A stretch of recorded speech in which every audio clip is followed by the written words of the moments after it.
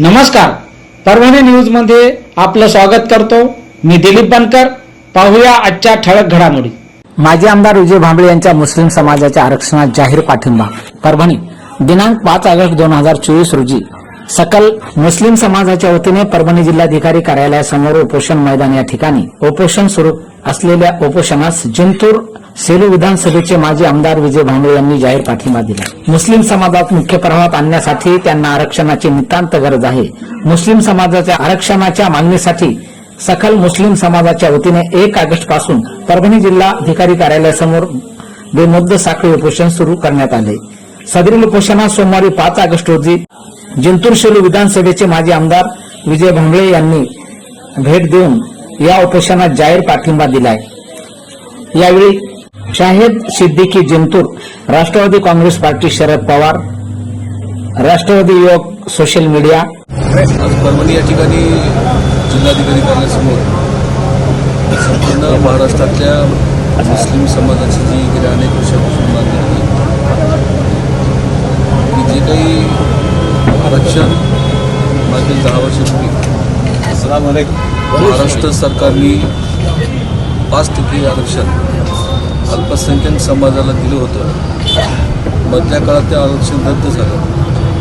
ते आरक्षण पुन्हा तुमच्या मुस्लिम बांधवाला मिळावं यासाठी परभणी जिल्ह्यातून आज गेल्या 5व्या दिवशी 5 दिवसापासून या ठिकाणी उपोषण या ठिकाणी सुरू आहे. जे आमचे उपोषणाचे प्रमुख आहेत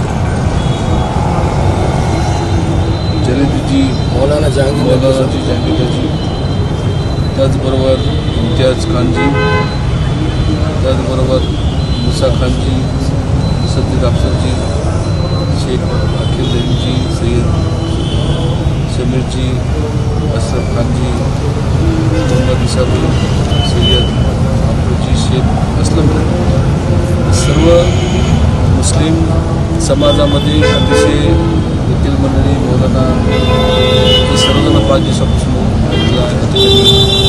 आरक्षणासाठी या ठिकाणी उपोषणाला बसले. मला सरकारला ही विनंती करायची की 10 वर्षापूर्वी आघाडीचं सरकार असताना 5% आरक्षण या ठिकाणी मुस्लिम बांधवाला या ठिकाणी दिलं होतं. पण ते सरकार बदलल्यानंतर ते आरक्षण या ठिकाणी रद्द करण्यात आलं. त्यानंतर काही माझ्या मुस्लिम बांधवांनी हायकोर्टामध्ये एक याचिका दाखल केली आणि हायकोर्टाने सुद्धा क्लिअर कट सांगितलं की मुस्लिम बांधवाला शिक्षण आणि अर्थकारणामध्ये 5% आरक्षण दिलं पाहिजे. अशा प्रकारचा आदेश कोर्टाने सुद्धा काढून मधल्या काळात या सरकारने कुठल्या प्रकारचा ठोस भूमिका या ठिकाणी घेतली नाही. मला सगळ्यात अगोदर ह्या सर्व आमच्या परभणीतील सर्व आमच्या मौलाना असतील वकील मंडळाला मनापासून धन्यवाद द्यायचा की तुम्ही एका चांगल्या कामाला सुरुवात केली. आणि जसं म्हणतील ना, जगामध्ये जर्मनी, भारतात परभणीमधून ही चांगली सुरुवात झाली. मी तमाम माझ्या महाराष्ट्रातल्या मुस्लिम बांधवाला आज या ठिकाणी विनंती करतो, सरकारला जागा करायचं असेल तर सगळ्या महाराष्ट्रातल्या माझ्या मुस्लिम बांधवांनी आता रस्त्यावर उतरलं पाहिजे.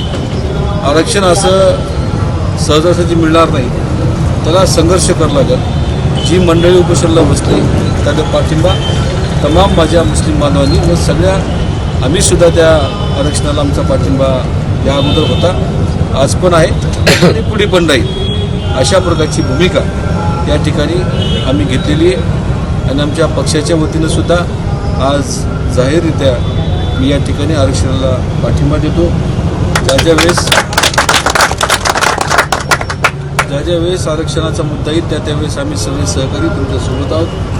मी आजच कलेक्टर साहेबांशी चर्चा करू आणि आपल्या ज्या काय मागण्या आहेत त्या मागण्या शासनाकडे कशा पाठवायच्या त्या बाबतीमध्ये सुद्धा आपण लवकर जिल्हाधिकाऱ्यांशी चर्चा करू. आपण ते प्रस्ताव पाठवण्यासाठी त्यांना विनंती करू आणि आमचा सगळा पाठिंबा आपल्याला या अगोदर होता, आज पण आहे आणि पुढे पण राहील. एक ही मिशन मुस्लिम आरक्षण, एक ही मिशन मुस्लिम आरक्षण, एक ही मिशन मुस्लिम आरक्षण लेकर रहेंगे, मुस्लिम आरक्षण लेकर रहेंगे, मुस्लिम आरक्षण.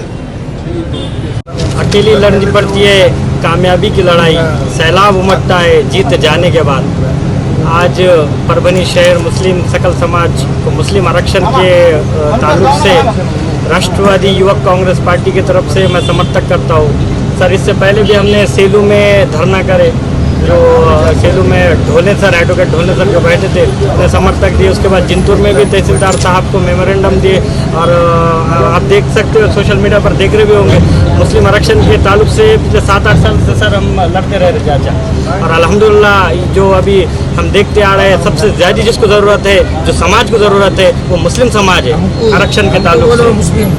और इसके वास्ते जो है हम काफ़ी अरसे से लड़ते आ रहे हैं। इंशाअल्लाह अब एक उम्मीद है हुकूमत से कि जल्द से जल्द मुस्लिम आरक्षण जो है हमारे कौम को दिया जाए।